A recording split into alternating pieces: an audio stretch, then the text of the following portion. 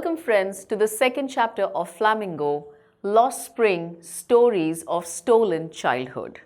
Now this chapter has got two stories in it. We shall begin with the first one right now.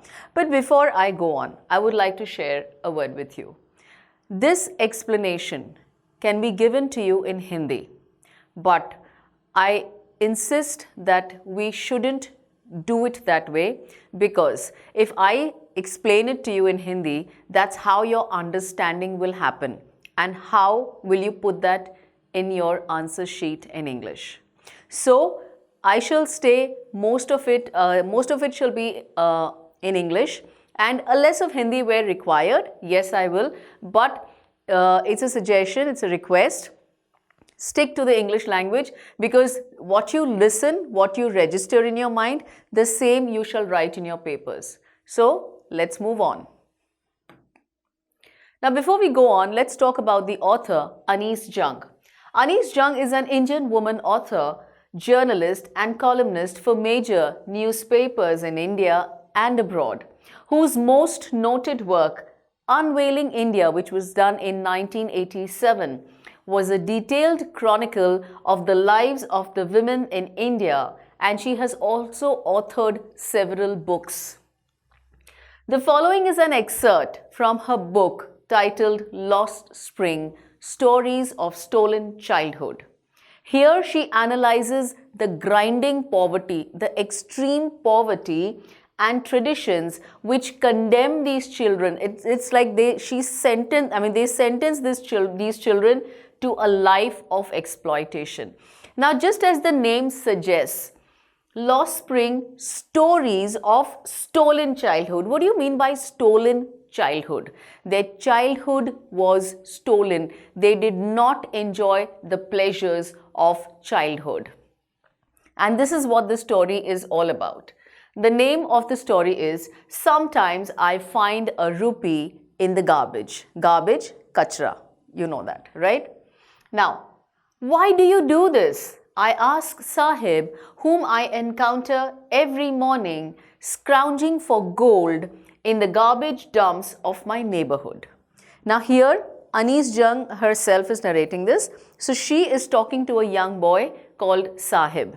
Now she encounters, that means she meets him every morning. And every morning she finds him scrounging. What do you mean by the word scrounging? It means you're looking for something. But where was he looking for it? In the garbage dump. You know, you have those garbage dumps in every corner of the road. So every morning he would dig that garbage out. He would try finding something. Sahib left his home long ago. Now this is the background of Sahib, this little boy whom Anees Jung meets every morning. So now you have a little background of this boy. He left his home long ago, set amidst the green fields of Dhaka. His home is not even a distant memory. Now Dhaka, we all are aware, the capital of Bangladesh. Now he had left his home from there. He is basically from that place, and now he's come here. But that home, his home was in the green fields. There are a lot of luscious green fields. His home is not even a distant memory. Now this shifting has happened, the migration has happened years ago, right? So it's a very distant memory. He doesn't remember really much of it. There were many storms that swept away their fields and homes, his mother tells him. His mother keeps telling him, you know, when children are growing, you know, you tend to talk, have conversations of your previous, how your life used to be. So his mother had shared with him that their house was amidst those luscious green fields, but because there were many storms that had swept away their fields and homes, and that's the reason they had to move from there. They had to migrate. They had to leave that place and come here. That's why they left, looking for gold in the big city where he now lives. Looking for gold? He is a rag picker. He picks rag, kachra, koodedan mein se he takes out all the trash. I've given you a lot of synonyms for it. So he keeps removing. How can you tell me that he is looking for gold in the garbage dump? How is it possible? Let me tell you. He is a rag picker. That means he is a hand-to-mouth case. In the sense, he doesn't even know whether he is going to get his next meal. So, for him, anything that he finds in these garbage dumps, anything, maybe a broken pencil box, maybe somebody has thrown a broken pair of, pencil set or anything of that sort, some bottle, anything. For him, that is gold. Here, gold is not the metal gold. Here, for them, as per their level, as per their condition, even anything discarded, even torn clothes are gold for them. So this is what gold means in this lesson right here. I have nothing else to do, he mutters. Looking away, he says, I have nothing else to do. He mutters as it, he says it very, in a whisper type. He doesn't really want to say it, but he just says it because this was the answer to the question, why do you do this? And he says, I do it because I have nothing else to do. Go to school, I say glibly. Glibly, very thoughtlessly, with full confidence, but without a single thought. Now, whom is she telling to go to school? A rag picker? Does it make any sense? That child has no meal, he doesn't even have a proper meal to eat. How will he go to school? So it was a very, a very thoughtless thought that she expressed, realizing immediately how hollow the idea must sound, how hollow the advice must sound. She immediately realized, what am I doing? This thing is so empty. He doesn't have things. How can he even go to school? She immediately realized that it was not the right thing, but she had said it.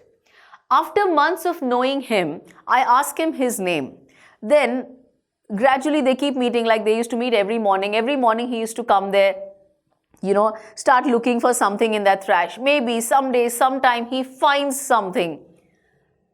So one fine day, what she does is she asks him his name. And you know what his name was? I asked him his name. Sahib-e-Alam. He announces. He does not know what it means. If he knew its meaning, Lord of the universe, God, he would have had a hard time believing it, obviously. What was his condition? What was his plight? Where he was and what was his name telling him? So definitely he wouldn't have believed it.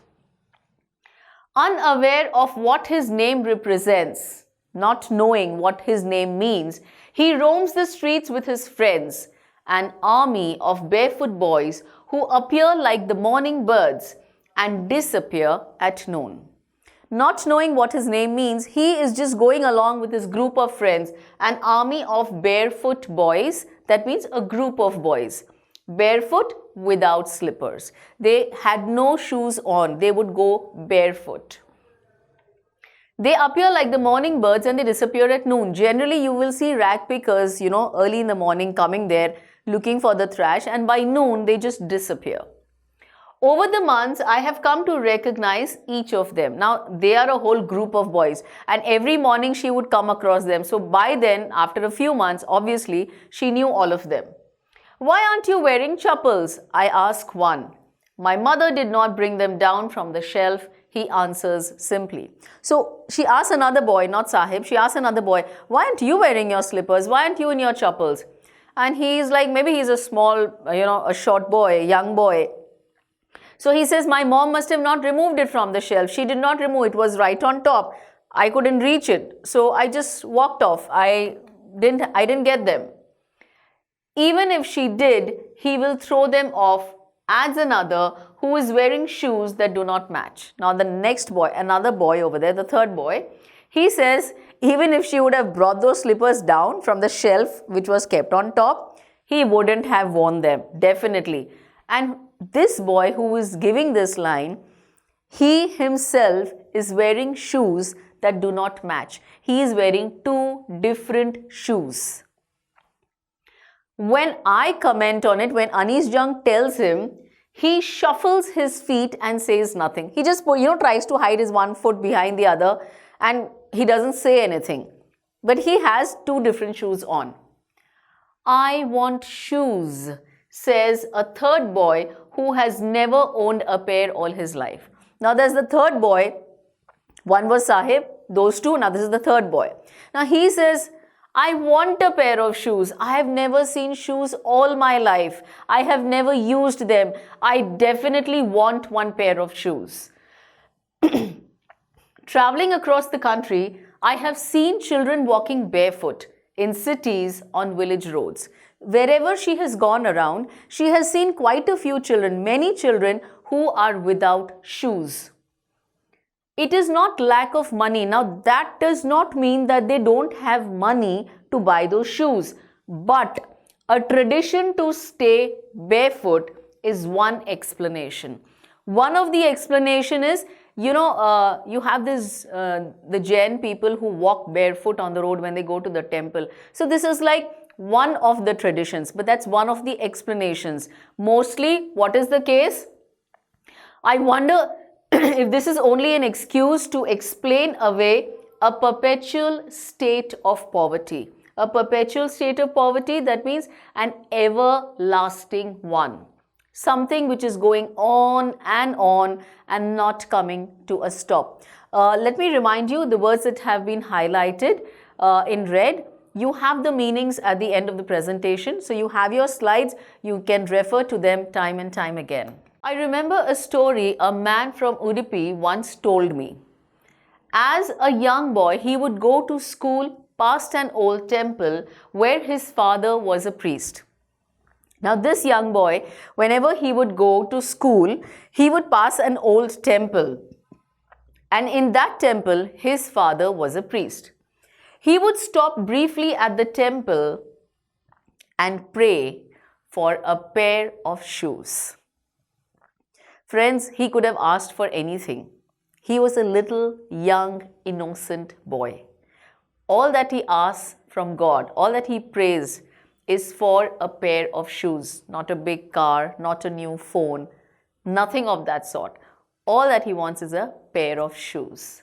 Check the innocence. 30 years later, I visited his town and the temple, which was now drowned in an air of desolation. 30 years, Anis Jung reaches that same place. She reaches there, she visits the town and the temple, but now there was nobody there. Desolation means it was absolutely empty, lonely. There were no people like they were 30 years before.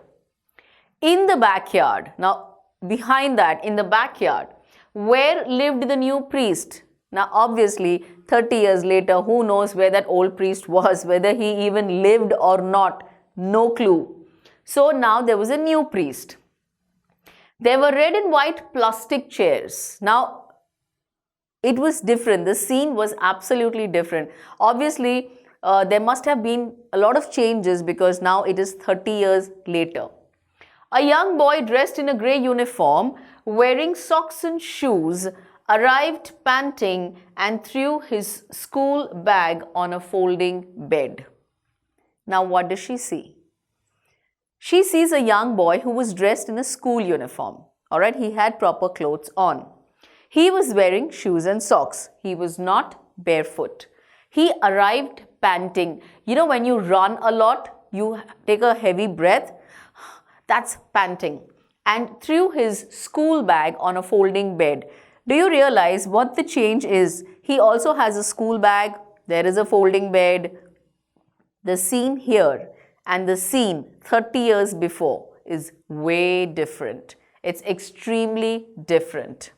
Here he has everything, right? There, that little boy would even pray for a pair of shoes. Whereas 30 years later, in the same place, the child of the priest, the new priest, had everything on him.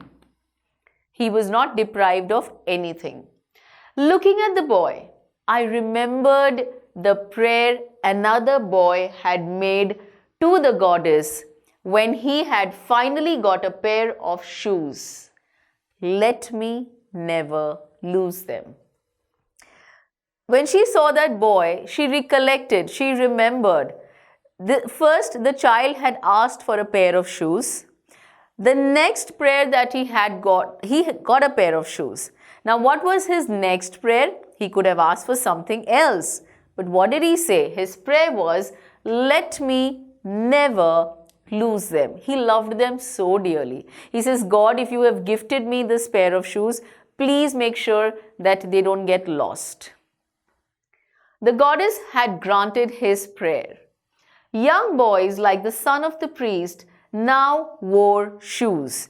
Right now, if you see, like I already told you, the 30 years difference, then that little boy was praying for the shoes, and here this boy had everything.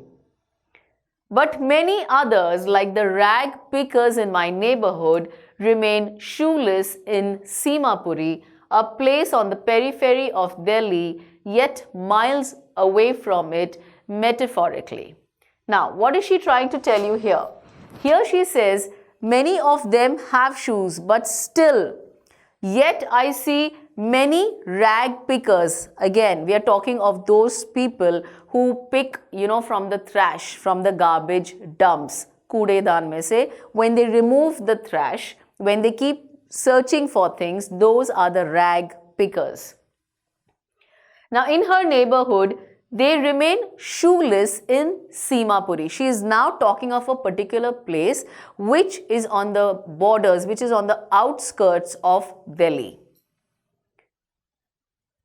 On the periphery of Delhi, yet miles away from it metaphorically. What does she mean by that? Metaphorically means here symbolically. That's a sort of a symbol.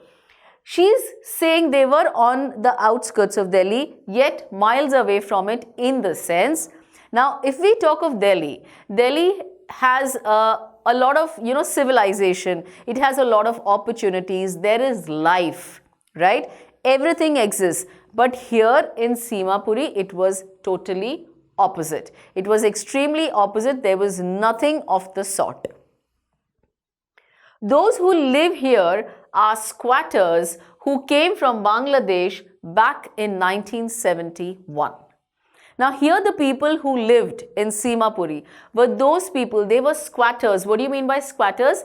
These are those people who have fled, who have run away from Bangladesh, and they have come and settled there back in 1971. There was a war between Pakistan and Bangladesh. That is the time these people had run from there. They had come from there and they had settled here during 1971. Sahib's family is among them. Now, these are also the same people illegally staying there. These squatters, these people who were illegally staying there, it was not a lawful existence there. So his family, Sahib's family, was also among one of those families who had run from there and come. Simapuri was then a wilderness. Initially, in 1971, when these people ran from Bangladesh, that time when they came to Simapuri, it was in wilderness, it was absolutely empty. It was barren land. There was no human life on it. All that was, you could have just seen that there was just land, and it was used for, putting all the trash over there. That is how it was used, but there was no human life over there. It still is, but it is no longer empty. Now, that place is used to throw dumps, undoubtedly, but now there is human life. It is not empty.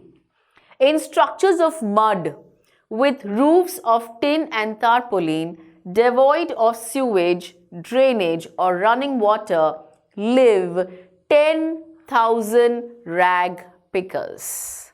Now, she describes the place to you. She says, in structures of mud, with roofs of tin and tarpaulin. Tarpaulin is that cloth which we use where, you don't want the water to seep in. You don't want the water, so it's a waterproof cloth type of thing. They use that for the roof so that there is the rainwater does not come in. Devoid of sewage, drainage or running water. They did not have any drainage system there. There was no sewage as well. So that is the time, in spite of all these difficulties, there lived 10,000 rag pickers. You can see the rag pickers here, right? They are picking up from the trash. They have lived here for more than 30 years without an identity, without permits, but with ration cards that get their names on voters' list and enable them to buy grain. Now, they have been living there for more than 30 years without an identity. My dear friends, people who have no food to eat, what will they do with an identity card? How will it matter to them? Will that fill their stomach? They are looking for food to eat for every meal. They don't even know whether the next meal will be available to them. Without permits, but with ration cards that get their names on voters' lists and enable them to buy grain. They have ration card, they have their name on the voters' list. Can you even think why the case? Yes, they need food. Now, the politicians there are involved here. They play their role, their sly role. Now, because they want these people, come on, 10,000 people is a big number. So, if these 10,000 people get food to eat, and if you have their name on the voters list, obviously you get 10,000 votes. Getting it? So, that was the thing. It was very smartly done. They had got their ration cards in exchange of votes. Food is more important than survival. Food is more important for survival than an identity. Obviously, what would they do that identity? How would it help them in any way? So definitely they needed food more than that identity. If at the end of the day, we can feed our families and go to bed without an aching stomach, we would rather live here than in the fields that gave us no grain, a group of women in tattered saris. When I ask them why they left their land of green fields and rivers. She says, at the end of the day, there were these ladies who were wearing tattered saris, they were torn saris. So Anis Jung questions them that why did you leave your green beautiful fields and come? What are you all doing here? So the women who were dressed in torn saris, like total poverty, they say that, you know what, if at the end of the day, our children can sleep without an aching stomach, without a stomach ache, with no pain in the stomach, with some food in the stomach, if at the end of the day that is happening, then it's absolutely okay for us to sacrifice those green fields and come here. Those gave us no grains. Right? There was absolutely nothing there. So if we have left that and if we have come here, we are absolutely okay with the fact because at least our children sleep with a stomach full. Whenever, wherever they find food, they pitch their tents that become transit homes. Wherever they don't have a fixed place to live. Wherever they find food, it's okay for them. They just put up their tents. They pitch their tents, they put up their tents there and they live over there. It becomes their transit homes. Transit means movable, one place to another. Children grow up in them, becoming partners in survival. Their children grow up in them and they also become partners, mean they become one like them in surviving. They do the same thing. They do the same thing to live their life. And survival in Simapuri means rag picking, obviously. There were totally children who were only picking up rag. Everybody who over there wanted to eat food had to pick up rag. Through the years, it has acquired the proportions of a fine art. Imagine, even rag picking is an art. It became an art, it became a talent, it became a skill because they would do it continuously every day non-stop. Ultimately, it became a talent for them. They became so skillful at, picking up the trash, sorting the trash, picking out things that they want.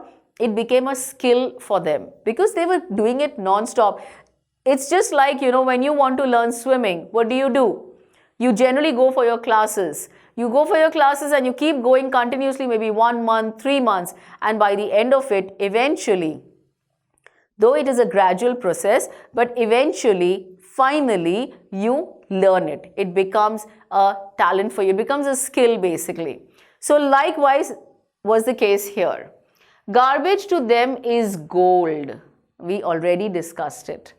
Garbage to them is gold in the sense they get some income out of it, something that fills their tummy. So for them, that is gold.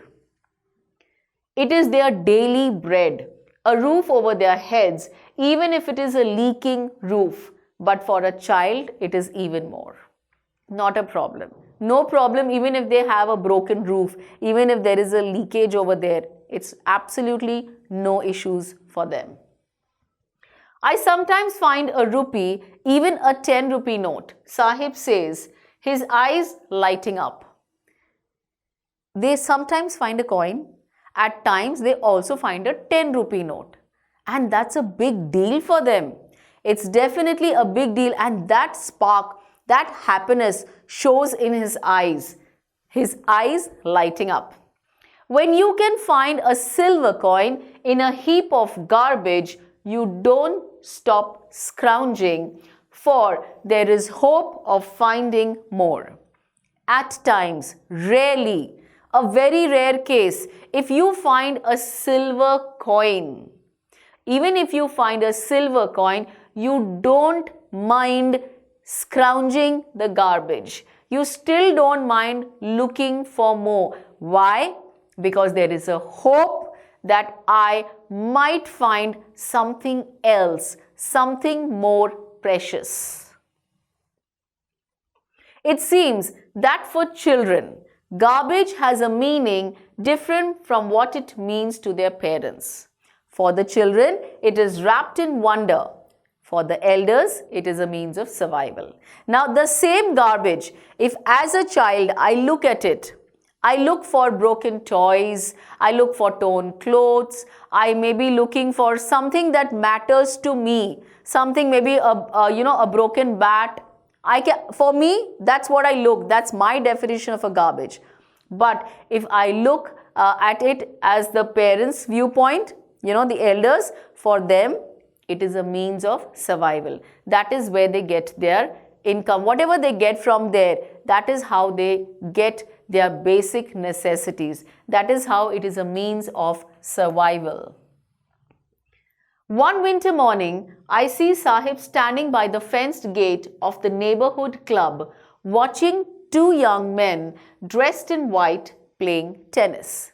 Now, one fine morning, one winter morning, I saw Sahib, he was standing, near the fence, by the fenced gate of the neighborhood club. Now, there was a club in the neighborhood, and he was standing at the fence. That gate was fenced, there's a fence around that gate.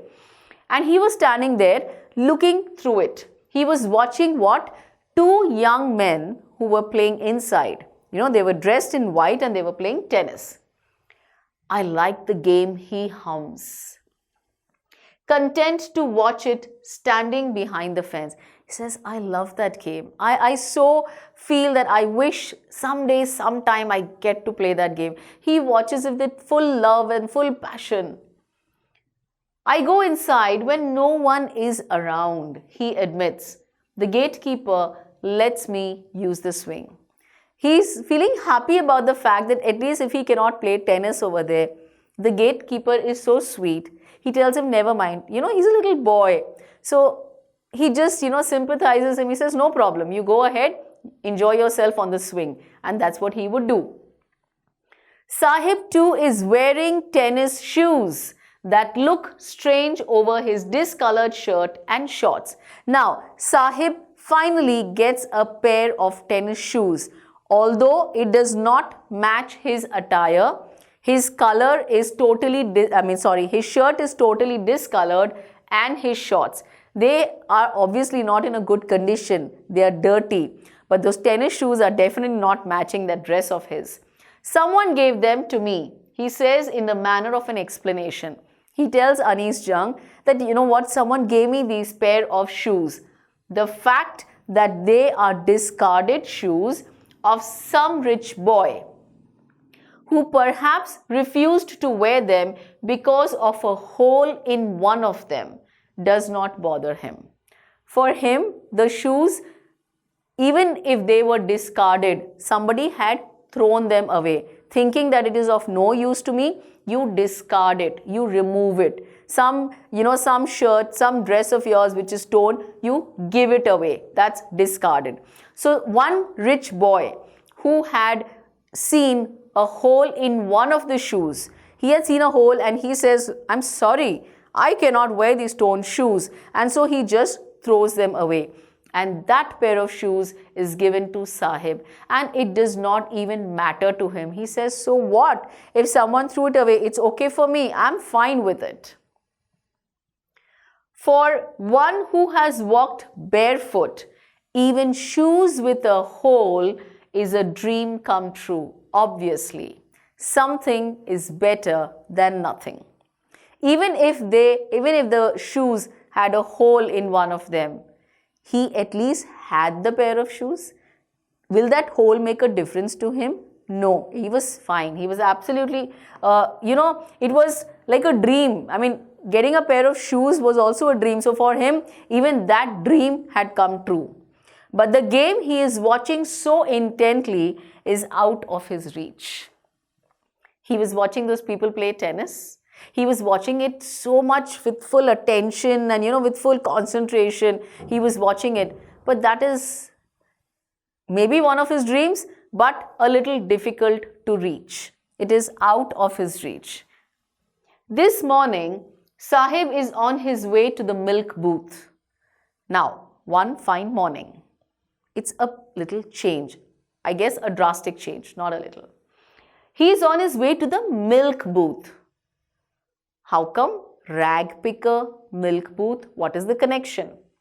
In his hand is a steel canister. A steel canister is a container, that cylindrical container where you carry milk in it. I now work in a tea stall down the road, he says, pointing in the distance. He says, now I no longer am a rag picker. My profession has changed. Now I work in a tea stall, which is just down the road. I am paid 800 rupees and all my meals. Do you realize what a drastic change in his life? He is getting all his meals. As a rag picker, would he? No, he wasn't even sure. He wouldn't even get one complete meal. Whereas now, because he started working in the tea stall, he was getting money, that's 800 rupees, along with all his meals. Does he like the job? A big question. Remember, there has been a nice transformation, but does he like it? I ask. His face, I see, has lost the carefree look. The steel canister seems heavier than the plastic bag he would carry so lightly over his shoulder. Anis Jung is saying that, when he was a rag picker, there was one bindas look. He was a carefree person. He did not bother about anybody, about anything. But right now, after he has started working there, I find that missing. That carefree look is no longer there on his face. The steel canister that he is carrying seems to be heavier than the plastic bag which he would carry on his shoulders. The rag pickers, they carry that on their shoulders. Now, the canister seems more heavier than the plastic bag which he would carry on his shoulder. The bag was his. The steel canister was his. He was working for the tea stall.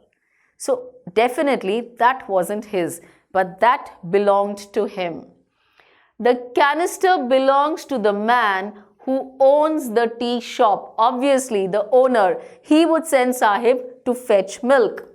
Sahib is no longer his own master. As a rag picker, he was free to do anything, anytime. As an employee, was he free? He would have to work according to what his master would say. He no longer had his free will. So, it's a very beautiful line which tells you all, Sahib is no longer his own master. Now, he is working under somebody. He is working for somebody. So, obviously, the master has changed. Initially, it was he himself, but now it was the owner of the tea stall. How did you find the chapter? Interesting, isn't it? It's really beautiful. It teaches you a lot.